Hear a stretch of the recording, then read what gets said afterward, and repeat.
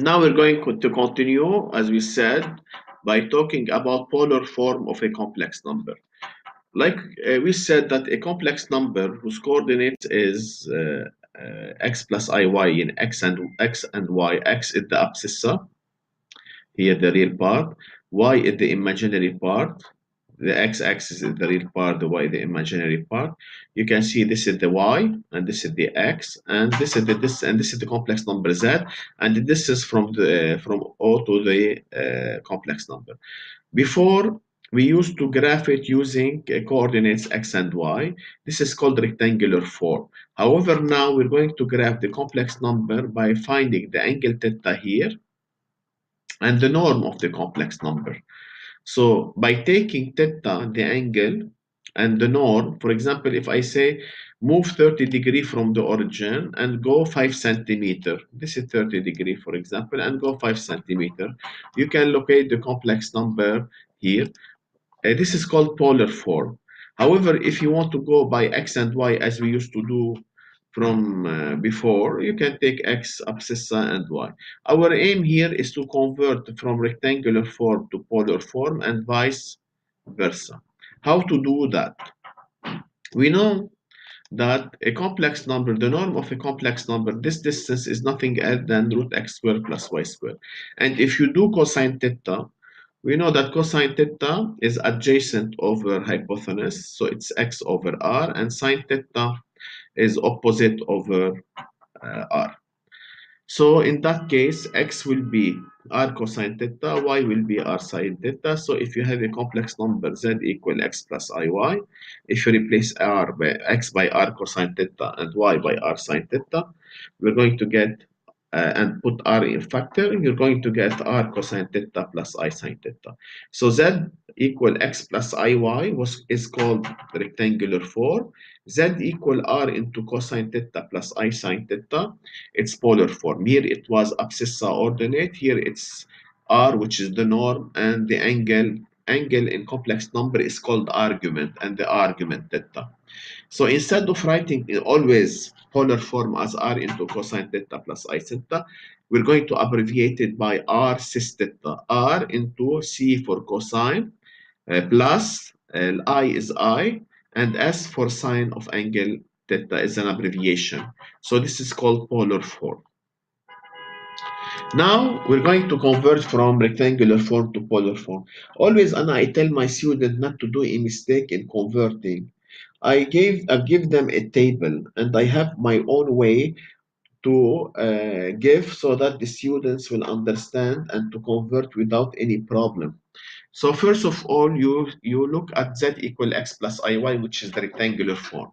You see x and y. If both x and y are positive, we are in quadrant 1, so theta is theta. If x is negative and y is positive, so we are in the second quadrant, theta will be 180 minus theta. And if x is negative and y negative, we are in the third quadrant, we do 180 plus theta. And if x is positive, y negative, we are in the fourth quadrant, theta equal minus theta. And the cosine I'm going to do, you take absolute value of x over r. And if x was negative, don't put it as in your calculator or whatever as negative. So in that case, I'm going to use only cosine. I'm not going to use the sine. And depending on which quadrant we are, we can find the angle theta. So by example, you will understand more. I give you, for example, each one in one coordinate, in one quadrant. So let us see the first one. You had z equal 2 radical 3 plus 2i. First step, this is the 2 radical 3, 2. This is called the rectangular form. Now I'm going to find r. So it's in the first quadrant, as you know. First quadrant. So here you have x is 2. Suppose this is x is 2 and x is radical 2. 2 radical 3. So this is the complex number. Now I want to go by angle and distance. So first of all, I do r. R is root a squared plus b squared. If you square this one, it's a 12. If you square this one, is 4. So it's radical 16 is 4. So this distance now is 4. Now I want to find that angle theta. So as I said, I do cosine theta, absolute value of x over r. Absolute value of x is 2 radical 3 over 4. So radical 3 over 2. You know that radical 3 over 2 is a remarkable angle.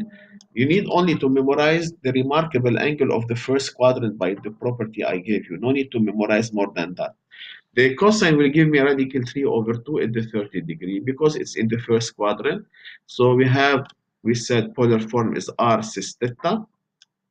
So we write it as 4 cis 30. It means 4 parenthesis cosine 30 degree plus I sine 30 degree.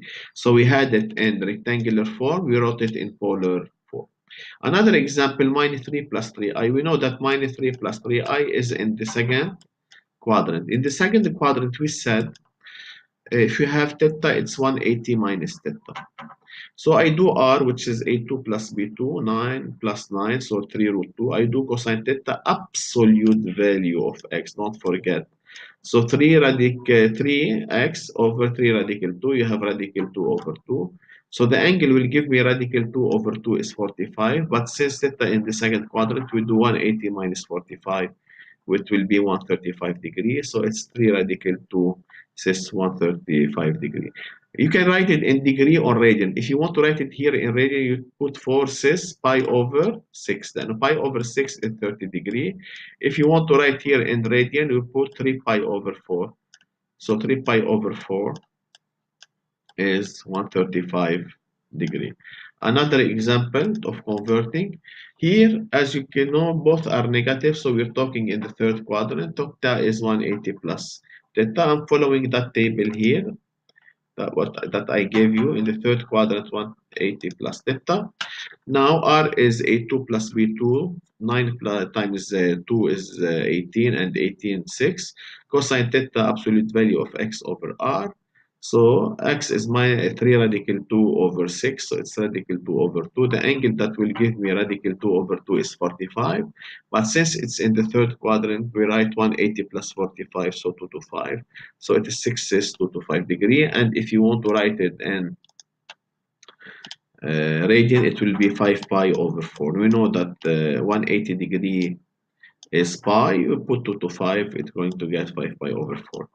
The last example, by converting from rectangular to polar, you have 4 minus 4i radical 3. X is positive, y negative. So this is, sorry, this is not third, it's fourth quadrant. In fourth quadrant, if theta, you have theta, you write minus theta, you do r a2 plus b2, 16 plus 48, which is 64. Root 64 is 8.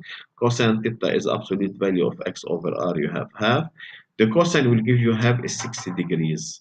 But since it's in the last quadrant, you put minus 60. If you don't want to see the negative as angle, you do plus 360 plus a whole rotation. You have the right, because periodicity is 2 pi, you're going to get 300 degree. So this is converting from polar to rectangular. Why this is very important? We're going to see some examples here. Convert into rectangular form. This is another example. Now we're going to convert. This is very simple, from polar to rectangular. Just you put cosine 150. We all know it's minus radical 3 over 2. Sine 150 is half. You multiply. If you have part B, 12 cis 4 pi over 3, and the cosine 4 pi over 3, which is minus half, sine 4 pi over 3, which is minus radical 3 over 2, you multiply it by 12. So converting from rectangular to polar is very simple. It's a piece of cake. You can do it by having, like number D, cosine pi over 12, you all know is 0, sine pi over 12 is I, so 15i. So you can check this one by yourself. It's very simple. Well, I was saying why the importance of polar form. We're going to see it in a while by taking the properties of polar form. We can prove using trigonometric formula. If you have two complex number written in polar form, z equal r cis theta and z prime equal r prime cis theta prime. So we're approaching to the limit, so I'm going to stop here. We're going to talk in the third part of the video about the properties of polar form.